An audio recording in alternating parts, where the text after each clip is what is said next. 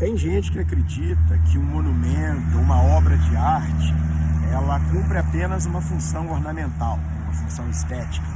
Mas hoje aqui no Baú da História, eu, professor Antônio Henrique, vou te mostrar com um exemplo de Juiz de Fora que um monumento ou uma obra de arte, ela pode comportar muito mais significados do que apenas esses elementos de base ornamental.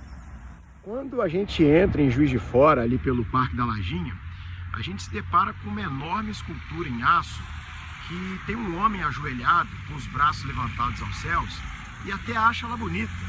Só que não consegue atribuir significado porque não existe nenhuma placa indicativa, nem de autoria e nem do significado da obra. Ela é uma obra do artista Adalto Venturi e ela foi instalada aqui na rotatória do Parque da Lajinha em 2015 como parte integrante de uma série de outras 6 esculturas que foram instaladas em parques de Juiz de Fora.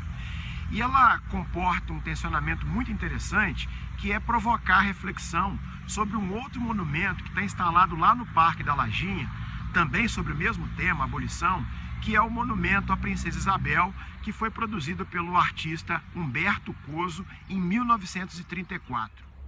No monumento do museu, a gente encontra nele uma placa de bronze afixada com uma inscrição em alto relevo com um ex-escravizado na mesma posição da escultura do Parque da Lajinha. Só que ela está posicionada de modo a representar esse ex-escravizado numa louvação à Princesa Isabel, numa clara alusão a ela como a sua libertadora. Tanto o movimento negro quanto a historiografia contemporânea já compreende que essa narrativa que realça o papel das elites políticas e econômicas nos momentos centrais do Brasil, elas iam justamente colocando um protagonismo que relegava a determinados outros grupos, como por exemplo os negros, um papel subalterno na construção da sociedade nacional. Pela evidenciação da Princesa Isabel como redentora da escravidão no Brasil, ia-se lentamente apagando todo o histórico de lutas contra o sistema escravocrata no Brasil, que já era muito intenso no final do século XIX, que acabava colocando em xeque o próprio sistema. E especialmente em Juiz de Fora, isso é muito importante, porque Juiz de Fora era então, no final do século XIX, o principal reduto escravista da então província de Minas Gerais. Daí que quando o artista pega a mesma imagem representada lá no Museu Mariano Procópio e a reproduz em outro contexto, só que agora em louvação aos céus, ele faz uma clara alusão que acima do negro não existe nada e nem ninguém, já que agora como liberto, ele passa a ser senhor de si.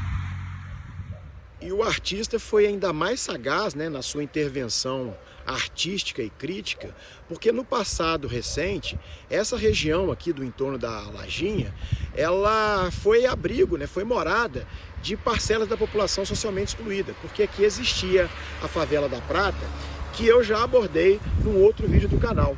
E essa favela, ela foi removida justamente para poder dar lugar à criação do parque numa política que comportava uma certa percepção, um certo higienismo social, que em linhas gerais era exatamente essa noção de afastar das regiões onde se intencionava uma certa valorização imobiliária e paisagística, removendo ela para cada vez mais para as periferias.